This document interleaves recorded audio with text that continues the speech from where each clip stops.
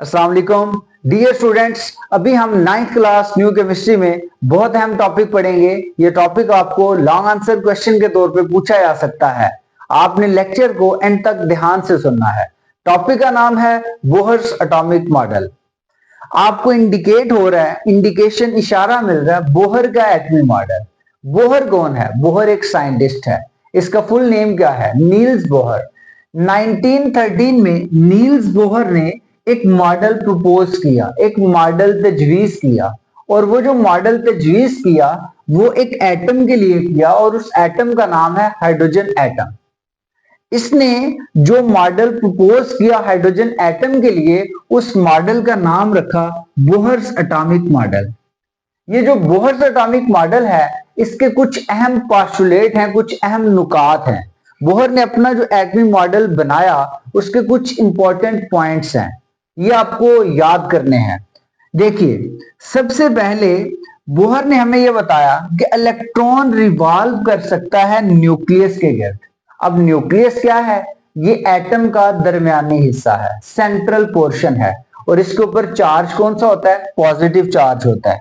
तो बोहर का सबसे पहला पॉइंट ये था कि इलेक्ट्रॉन न्यूक्लियस के गिर्द रिवॉल्व कर सकता है, किसी भी एटम के न्यूक्लियस के गिर्द रिवॉल्व कर सकता है एक स्पेसिफिक पाथ पे। और वो जो स्पेसिफिक पाथ है जिस पे इलेक्ट्रॉन रिवॉल्व कर सकता है, उस पाथ का नाम है ऑर्बिट और शेल। यानी कि फर्ज करें कि ये हमारे पास न्यूक्लियस है, इस न्यूक्लियस के गिर्द ये शेल है, पहला शेल है। तो इसके मुताबिक जो इलेक्ट्रॉन है ये रिवॉल्व कर सकता है। इलेक्ट्रॉन रिवॉल्व कहां कर सकता है? इस शेल में। और ये स्पेसिफिक पाथ है, ये एक मखसूस रास्ता है। इस मखसूस रास्ते पे इलेक्ट्रॉन रिवॉल्व कर सकता है और इस मखसूस रास्ते को बोहर ने नाम दिया शेल का या ऑर्बिट का। इसका दूसरा पोस्टुलेट क्या है कि जब इलेक्ट्रॉन रिवॉल्व करेगा किसी भी ऑर्बिट में तो उसकी एनर्जी फिक्स होगी। फॉर एग्जांपल, मैं यहां पे बना रहा हूं, ये एक ऑर्बिट है, इसके बाद ये हमारे पास सेकंड ऑर्बिट है, ये थर्ड ऑर्बिट है और ये फोर्थ ऑर्बिट है। तो जब इलेक्ट्रॉन किसी भी ऑर्बिट में मूव करेगा तो उसकी एनर्जी फिक्स होगी। ये देखिए, ये पहला ऑर्बिट है ना, ये दूसरा ऑर्बिट है, ये तीसरा और ये चौथा ऑर्बिट है।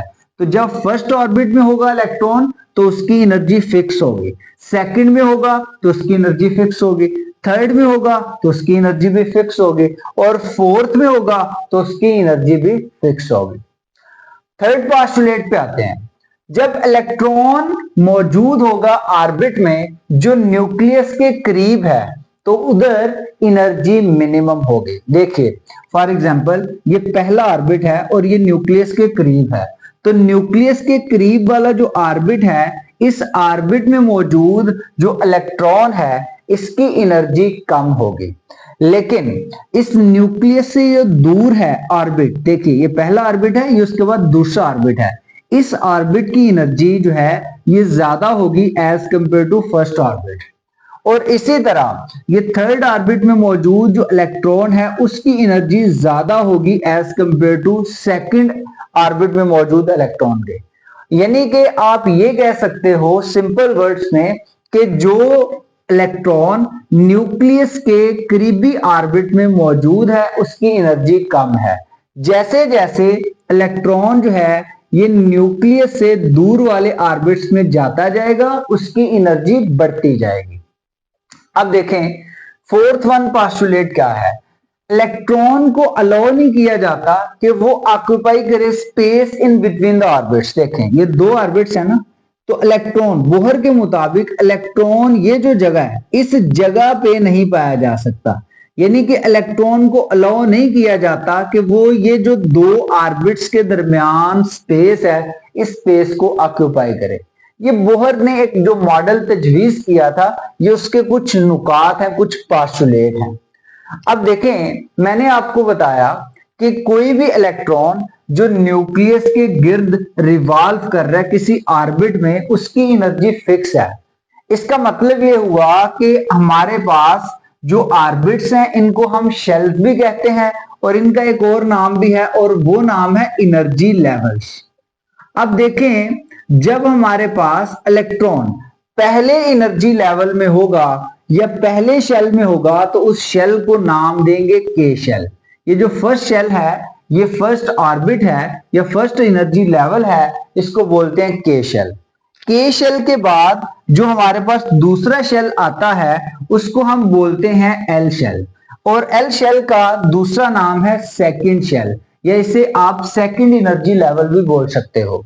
उसके बाद ये जो हमारे पास तीसरा शेल है इसका नाम है एम शेल, और इसको आप जो है थर्ड एनर्जी लेवल भी बोल सकते हो। इसके बाद हमारे पास चौथा शेल है, इसका नाम है एन शेल, और इसको आप फोर्थ एनर्जी लेवल भी बोल सकते हो। यानी कि आप ये कह रहे हो कि हमारे पास जो शेल है इसके दो और नाम है, एक ऑर्बिट और दूसरा एनर्जी लेवल। अब एनर्जी लेवल क्यों कह रहे हैं? क्योंकि इन ऑर्बिट्स में मौजूद इलेक्ट्रॉन की एनर्जी फिक्स होती है, इसलिए हमने एनर्जी के लेवल बना दिए। ये फर्स्ट एनर्जी लेवल है, ये सेकंड एनर्जी लेवल है, ये थर्ड एनर्जी लेवल है, और ये फोर्थ एनर्जी लेवल है।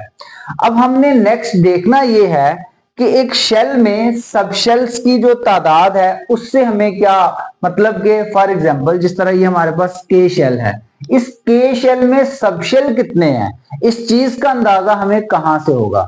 इस चीज को समझने के लिए हमें एक वैल्यू याद रखनी है, और वो वैल्यू है एन की। देखें स्टूडेंट्स, जब पहला शेल होता है तो पहले शेल के लिए एन की वैल्यू होती है 1। पहले शेल के लिए एन की वैल्यू 1, दूसरे शेल के लिए एन की वैल्यू होती है 2, तीसरे शेल के लिए एन की वैल्यू होती है 3, और चौथे शेल के लिए एन की वैल्यू होती है 4। यानी कि हमारे पास यहां पे 4 वैल्यूज आ गई हैं एन की, और वो डिपेंड किस पे कर रही हैं कि वो शेल नंबर कौन सा है, एनर्जी लेवल कौन सा है। तो देखें के शेल का फर्स्ट एनर्जी लेवल है, इसलिए इसकी एन की वैल्यू 1 है। जो एल शेल है ये सेकंड एनर्जी लेवल है, इसलिए इसकी एन की वैल्यू 2 है। जो आपके पास एम शेल है ये थर्ड एनर्जी लेवल है, इसलिए इसकी एन की वैल्यू 3 है। और जो एन शेल है ये फोर्थ एनर्जी लेवल है, इसलिए इसकी एन की वैल्यू 4 है। यहां पे एक काम बड़ा इंटरेस्टिंग है कि आपने पता चलाना है सब शेल्स का। पहले तो मैं आपको बता दूं कि हमारे पास जो सब शेल्स है ना, इसके नाम जो होते हैं वो नाम आपने याद रखने हैं। सब शेल में सबसे पहला जो सब शेल है वो एस है, एस के बाद आता है पी, पी के बाद डी, और डी के बाद आता है एफ। जिस तरह आप लोगों ने शेल एनर्जी लेवल्स इनके नाम याद रखे, उसी तरह आपने जो है सब शेल्स के नाम याद रखने हैं। सब शेल्स के 4 नाम हैं, एस, पी, डी, और चौथा जो सब शेल का नाम है वो है एफ। अब देखें आपने पता ये चलाना है कि एक शेल में कितने सब शेल हैं। तो जिस शेल की वैल्यू देखें, शेल नंबर 1 है, उसके लिए एन की वैल्यू 1 है। तो एन की वैल्यू 1 होने का मतलब है कि पहले शेल में एक ही सब शेल है, और वो जो पहले शेल में एक सब शेल है वो होगा एस सब शेल।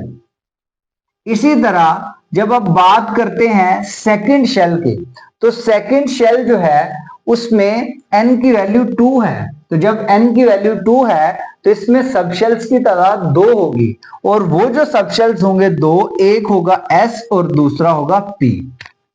इसी तरह थर्ड शेल के लिए एन की वैल्यू 3 है, तो इसमें सब शेल्स की तादाद होगी 3। यानी कि सब शेल्स की तादाद डिपेंड करती है शेल यानी कि आपके पास एनर्जी लेवल की वैल्यू पे, एन की वैल्यू पे। जितनी एनर्जी लेवल की वैल्यू होगी, एन की वैल्यू होगी, उतने ही सब शेल्स होंगे।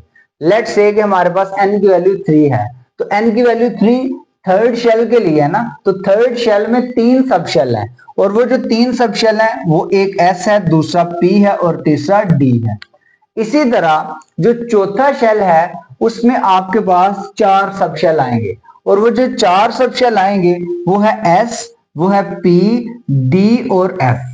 यानी कि आप ये कह सकते हो कि जो शेल है इसमें मौजूद सब शेल्स की तादाद को अगर आप फाइंड करना चाहो तो वो कर सकते हो from the given value of N. अब ये तो सारी बातें थी पोस्टुलेट्स में मौजूद, यानी कि बोहर्स के जो पोस्टुलेट्स है उनको हमने सम अप कर दिए यहां तक। अगर आपको क्वेश्चन आता है ये पोस्टुलेट्स के बारे में तो आपने यहां तक राइट करना है।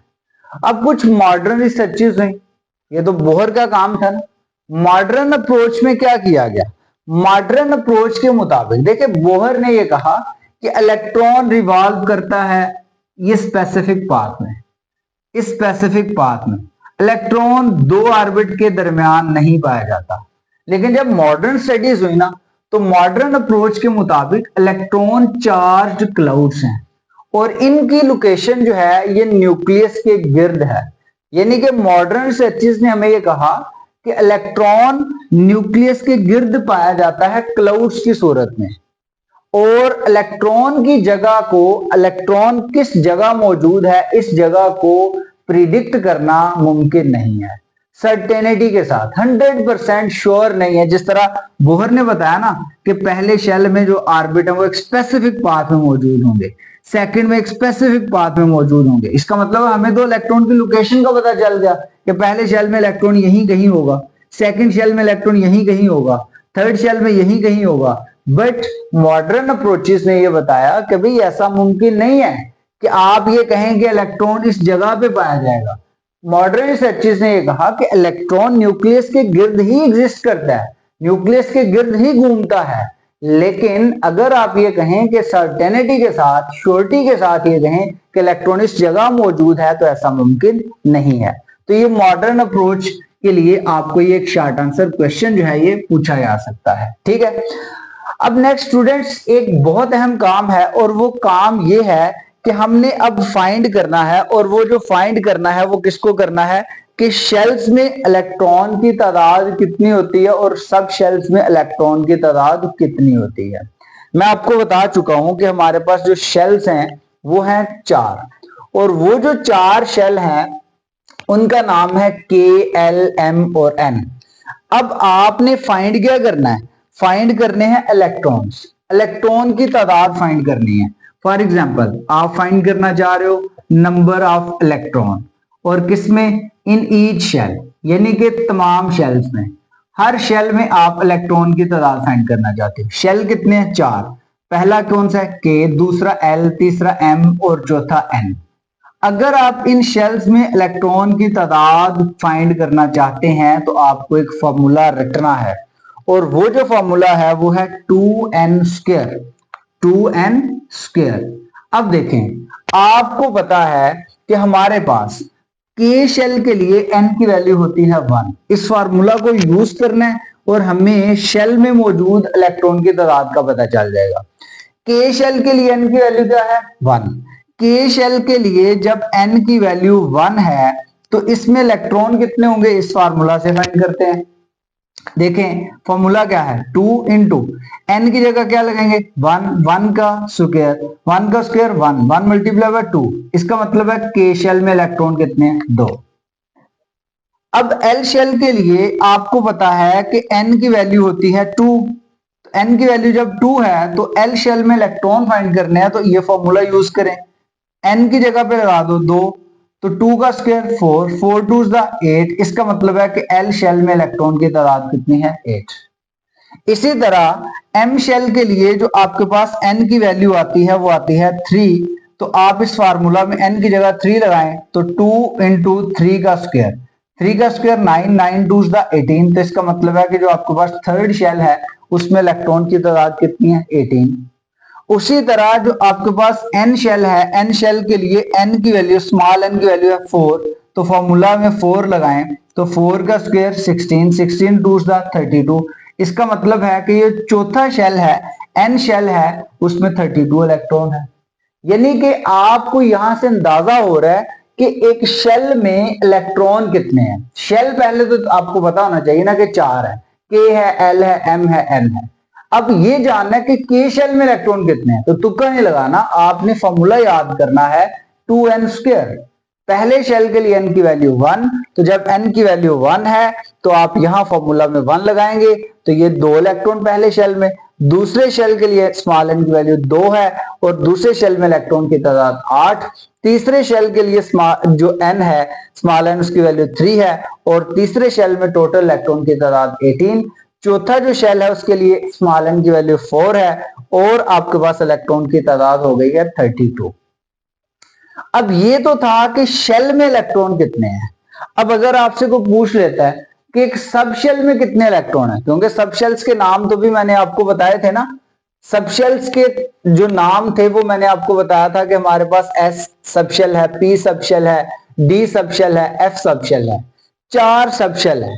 और 4 जो सब शेल है इनमें इलेक्ट्रॉन कितने हैं, यानी कि अगर आपसे कोई पूछ लेता है कि नंबर ऑफ इलेक्ट्रॉन फाइंड करो, number of electron in each sub shell, हर सब शेल में जो इलेक्ट्रॉन्स की तादाद है वो बताओ। तो आपने पहले तो देखना है ना कि हमारे पास सब शेल कौन से हैं। तो सब शेल एक एस है, दूसरा पी है, तीसरा डी है और चौथा एफ है।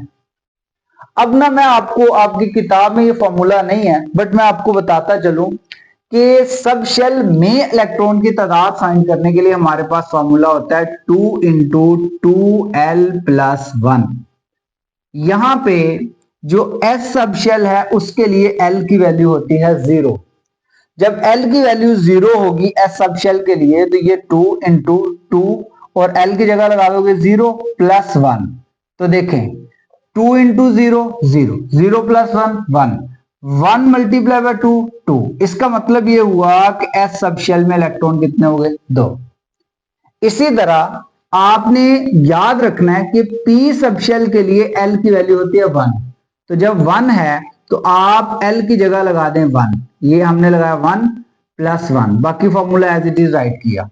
अब देखें जरा, 2 इंटू 1 2, 2 + 1 3, 3 2s 6। इसका मतलब ये हुआ कि पी सब शेल में इलेक्ट्रॉन कितने हैं 6।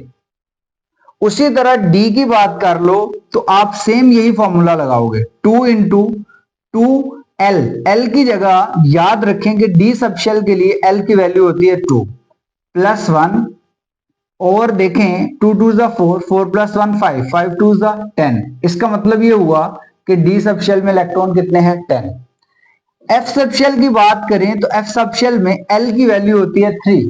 तो जब 3 होती है तो आप एल की जगह 3 लगाएं +1। तो यहां पे 2 3 6 + 1 7 इंटू 2 14। इसका मतलब ये हुआ कि आपके पास एफ सब शेल में इलेक्ट्रॉन कितने आ गए 14। इस तरह से आपने ये जान लिया कि S sub shell, P sub shell, D sub shell और एफ सब शेल में इलेक्ट्रॉन की तादाद कितनी है। Students, this was all about Bohr's atomic model. तो मिलते हैं नेक्स्ट लेक्चर में, अपना ख्याल रखिएगा, अल्लाह हाफिज।